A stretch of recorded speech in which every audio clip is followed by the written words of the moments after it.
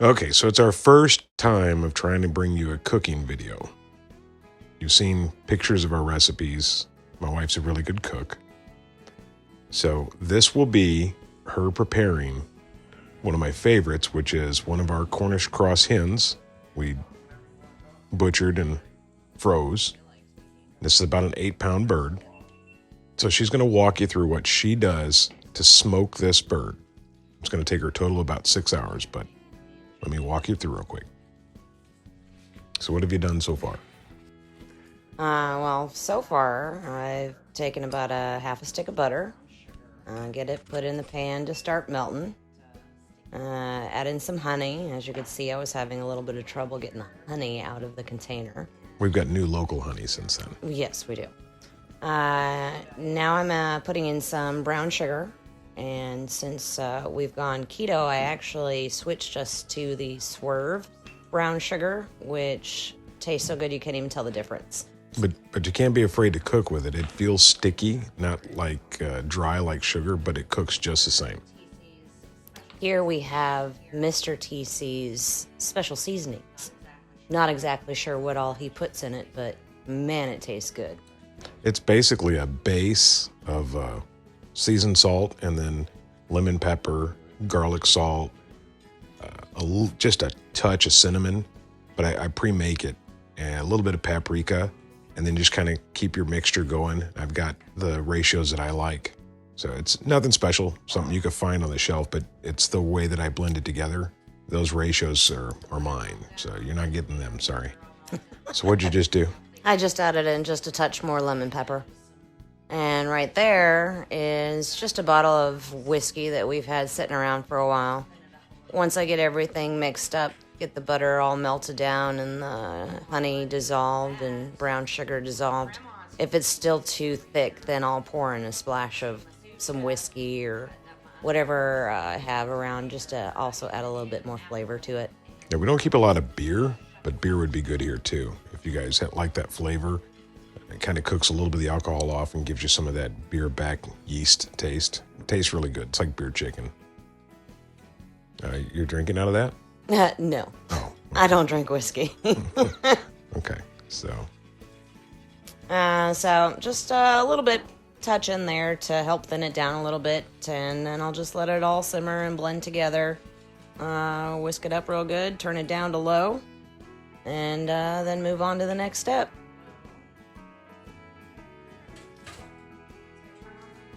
Next step, turn on the smoker. now we just got this Pit Boss this year from Lowe's. It's a Pit Boss Pro. It was exclusive to Lowe's. A buddy of mine recommended it. It's been pretty cool. I haven't got to play with it too much. Yeah, we bought it for Mr. TC, and Mrs. TC uses it about 3 times a week. I love it. If you don't have one, it's a pellet smoker. I don't want an argument about traditional smoking, but it's really simple, fire and forget. It does a really good job. You do have to clean it out every couple smokes, but I'm telling you, the flavor is awesome, and it's really, really easy to cook with. And what we haven't mentioned in the background is Grandma TC's even helping out. She's being my sous chef, cutting up the apples, onion, and garlic that I'll be stuffing the bird with here pretty soon. So my injection is ready. I've taken it off the heat to let that cool down a little bit. And I'm getting ready to stuff the bird. Now, that's our garlic. Which one was that? I believe that was Spanish Roja. My favorite flavor. We grow that here on the farm. We'll be planting again this year, Spanish Roja and Music. So that's naturally grown, no chemicals.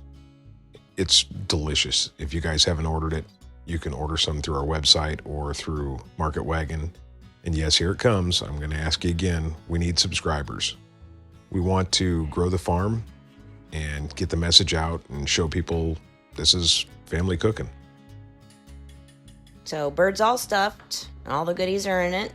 Grandma TC and I are working together to get this injection pulled up. Yet another grilling item that I bought for Mr. TC, and he has yet to be able to use. I love that injector. Got it on Amazon. Guys, it's kind of like a caulk gun from what I can see. Don't make her angry while she's holding it. It's a very big needle. All right, just making sure the bird's all nice and injected on both sides so it comes out nice and juicy and tender. And you don't have to inject to smoke. It gets the smoke flavor in the smoke ring, and these birds are really tender and juicy. We just like playing around with the injection flavors, and this is kind of a heavier bird for a chicken. We let her kind of go a little bit big. This is more like what you'd see us do with a turkey, which we've got some turkeys coming up here shortly. But the injection itself, I just think it adds to some of the juiciness and flavor. We don't run a wet pan in the smoker.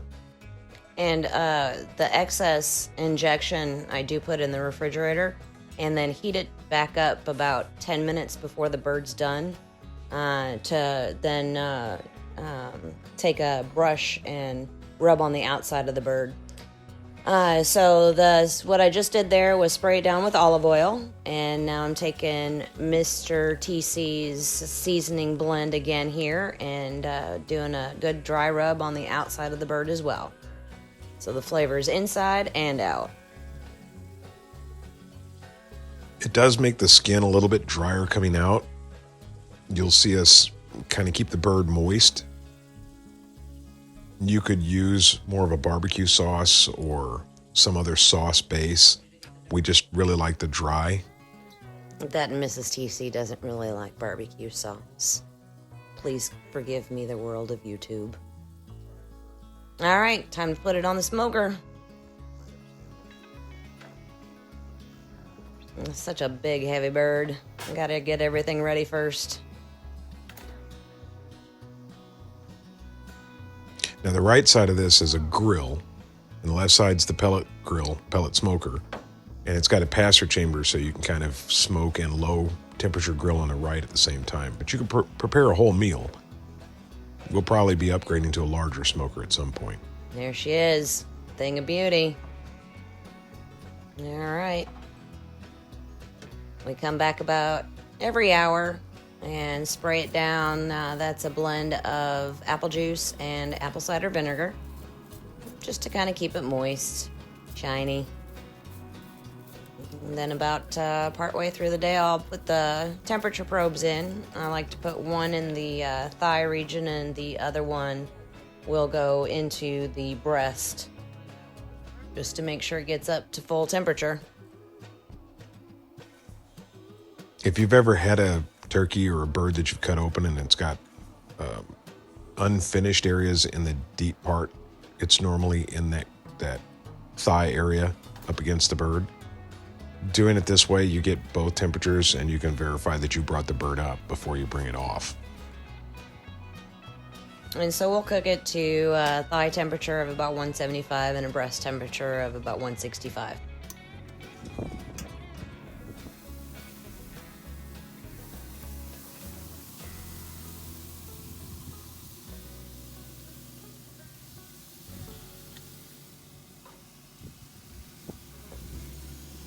Thanks for watching.